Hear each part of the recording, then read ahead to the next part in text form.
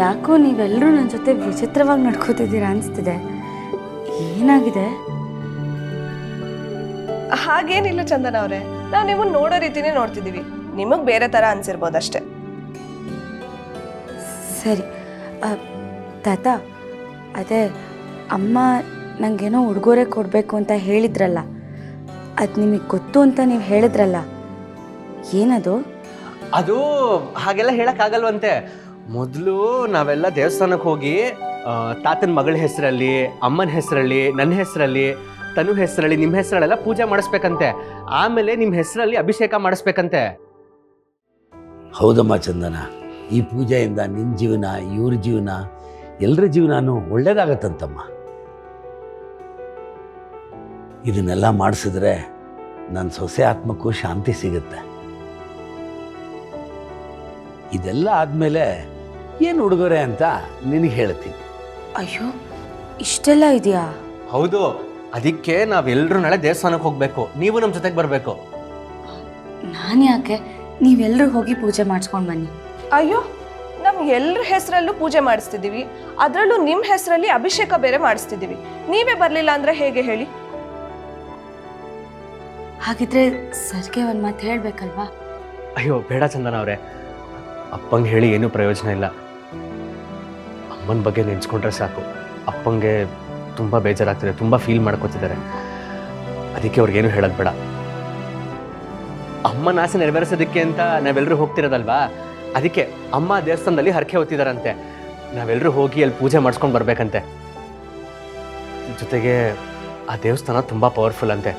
ನಾವೆಲ್ಲರೂ ಅಲ್ಲಿಗೆ ಹೋದರೆ ನಮಗೆಲ್ಲ ಸಮಸ್ಯೆಗಳು ಆದಷ್ಟು ಬೇಗ ಬಗೆಹರಿಯುತ್ತಂತೆ. ಅದಕ್ಕೆ ನೀವು ನಮ್ಮ ಜೊತೆಗೆ ಬರಬೇಕು. ಸರಿ, ಹಾಗಿದ್ರೆ ಅಮ್ಮ ನಮಗೋಸ್ಕರ ಇಷ್ಟೆಲ್ಲ ಮಾಡಿಸ್ತಿದ್ದಾರೆ ಅಂದಮೇಲೆ ನಾನು ಖಂಡಿತ ಬರ್ತೀನಿ. ನೋಡಿ, ನಾಳೆ ನಾವೆಲ್ಲರೂ ಒಟ್ಟಿಗೆ ಹೋಗೋದು ಬೇಡ. ನಾನು ತನು ಮೊದಲು ಹೋಗ್ತೀವಿ, ಆಮೇಲೆ ನೀವು ಬನ್ನಿ.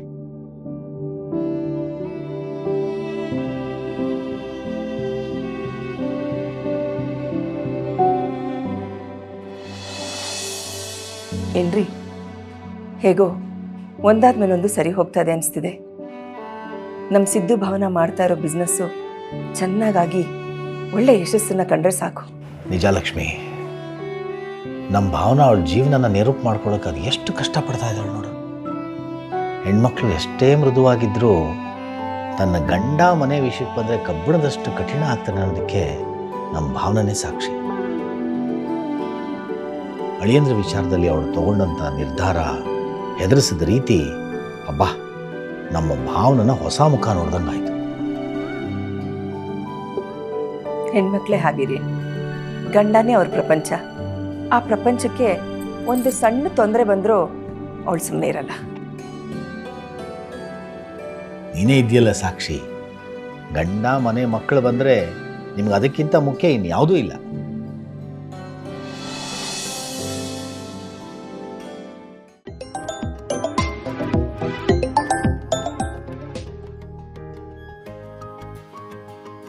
ಓ, ವೀಣಾ ಫೋನ್ ಮಾಡ್ತಿದ್ದಾಳೆ. ಏನಂತ ಕೇಳು. ವೀಣಾ, ಹೇಳಮ್ಮ. ಅತ್ತೆ ಅತ್ತೆ, ನಿಮ್ಗೊಂದು ಸೀಕ್ರೆಟ್ ಹೇಳಬೇಕು ನಾನು. ಅದೇನು ಹೇಳಮ್ಮ, ಕೇಳೋಣ. ನಾಳೆ ಮಾವನ್ ಹುಟ್ಟಿದಬ್ಬ, ಇದೇ ಸೀಕ್ರೆಟು.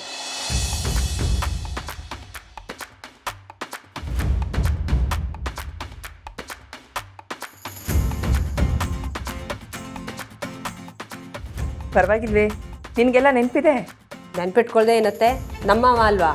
ಅಮ್ಮ, ಅಮ್ಮ, ಅಯ್ಯೋ, ಅಮ್ಮ, ಅಮ್ಮ,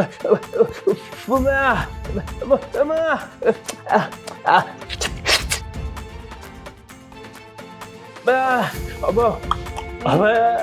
ಬೆಂಕಿ ಏನೋ ಹೇಳ್ತಿದ್ದಾನೆ, ಏನಂತೆ? ಅಕ್ಕ, ನಾಳೆ ಮಾವಂದು ಹುಟ್ಟುಹಬ್ಬ ಅಲ್ವಾ, ಅದಕ್ಕೆ ಮಾವಂಗ್ ಹೊಸ ಬಟ್ಟೆ ಕೊಡ್ಸಿ, ಕೇಕ್ ಕಟ್ ಮಾಡಿಸಿ, ಮನೇಲೆ ಹಬ್ಬದ ಊಟ ಮಾಡೋಣ ಅಂತ ಹೇಳ್ತಾವ್ರೆ.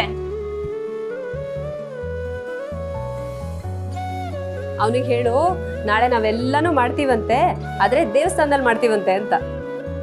ವೀಣಾ, ಇದೇನಮ್ಮ ಇದು? ಹುಟ್ಟುಹಬ್ಬನ ದೇವಸ್ಥಾನದಲ್ಲಿ ಮಾಡ್ತಾರಾ? ಆಮೇಲೆ ಅವೆಲ್ಲ ಎಂಥದ್ದಮ್ಮ ಈ ವಯಸ್ಸಲ್ಲಿ, ನಾನೇನು ಚಿಕ್ಕ ಹುಡುಗನ? ಮಾವ, ಸಂಭ್ರಮ ಪಡೋದಕ್ಕೆ ಯಾವ ವಯಸ್ಸಾದ್ರೇನು ಮಾವ. ನಾಳೆ ನಿಮಗೆ 60 ವರ್ಷ ತುಂಬುತ್ತೆ. ಜೊತೆಗೆ ನಾಳೆ ನೀವಿಬ್ರು ಮದುವೆ ಆದ ದಿನ ಬೇರೆ. ಅದಕ್ಕೆ ಎರಡನ್ನೂ ಸೇರಿಸಿ ಒಂದು ಷಷ್ಠಿ ಪೂರ್ತಿನೂ ಜೊತೆಗೆ ಇನ್ನೊಂದು ಸಣ್ಣ ಪೂಜೆನೂ ಮಾಡೋಣ ಅಂತ ನಾವು ಮತ್ತೆ ನಮ್ಮ ಮನೆಯವರು ಮಾತಾಡ್ಕೊಂಡ್ಬಿಟ್ಟಿದ್ದೀವಿ. ಅದಕ್ಕೆ ಅವರು ಒಪ್ಕೊಂಡಿದ್ದಾರೆ, ಎಲ್ಲ ತಯಾರಿನೂ ಮಾಡ್ಕೊಂಡಿದ್ದಾರೆ. ನಾಳೆ ನೀವೆಲ್ಲರೂ ನಮ್ಮನೆ ಹತ್ರ ಇರೋ ದೇವಸ್ಥಾನಕ್ಕೆ ಬಂದ್ಬಿಡ್ಬೇಕು, ಗೊತ್ತಾಯ್ತಾ? ವೀಣಾ, ಯಾಕಮ್ಮ ಇದೆಲ್ಲ? ಸುಮ್ಮನೆ ದುಡ್ಡು ಖರ್ಚು ಅಷ್ಟೇ. ಅಯ್ಯೋ ಮಾವ, ಹಂಗೆಲ್ಲ ಹೇಳ್ಬಿಡಿ. ಅಕ್ಕ ಹೇಳ್ತಾ ಇರೋದು ಸರಿಯಾಗಿ ಐತೆ. ಇಷ್ಟು ವರ್ಷ ಸುಖವಾಗಿ ಸಂಸಾರ ಮಾಡಿದೀರಾ, ಅದನ್ನೆಲ್ಲ ನಾವೆಲ್ಲ ಸಂಭ್ರಮಿಸ್ಬೇಕಲ್ವೇ?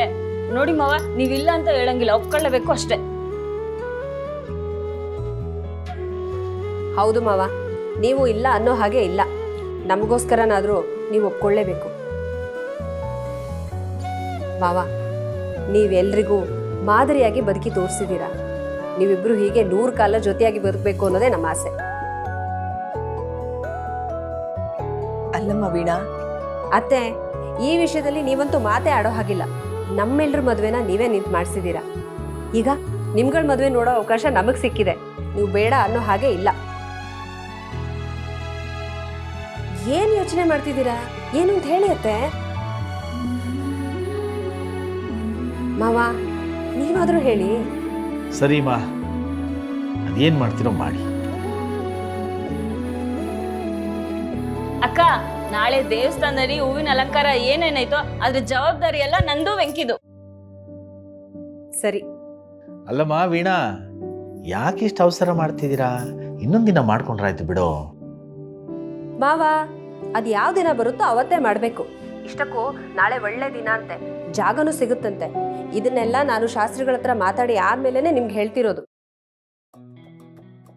ಅದಕ್ಕೆ ನಾಳೆ ಬೆಳಿಗ್ಗೆ ನೀವೆಲ್ಲರೂ ಬೇಗ ರೆಡಿಯಾಗಿ ನಮ್ಮನೆ ಹತ್ರ ಇರೋ ದೇವಸ್ಥಾನಕ್ಕೆ ಬಂದ್ಬಿಡ್ಬೇಕು, ಸರಿನಾ? ಸರಿ ಮಾವ, ಇಡ್ತೀನಿ, ಇನ್ನೂ ತುಂಬಾ ಕೆಲಸ ಇದೆ. ವೀಣಾ ಮಾತಾಡೋದು ಕೇಳಿದ್ರೆ ಎಲ್ಲ ನಿರ್ಧಾರ ಮಾಡ್ಕೊಂಡೇ ಫೋನ್ ಮಾಡಿದ್ದೆ. ಅವಳೇನಾದ್ರೂ ನಮ್ಗೆ ಆಯ್ಕೆ ಕೊಟ್ಲ ನೋಡಿ.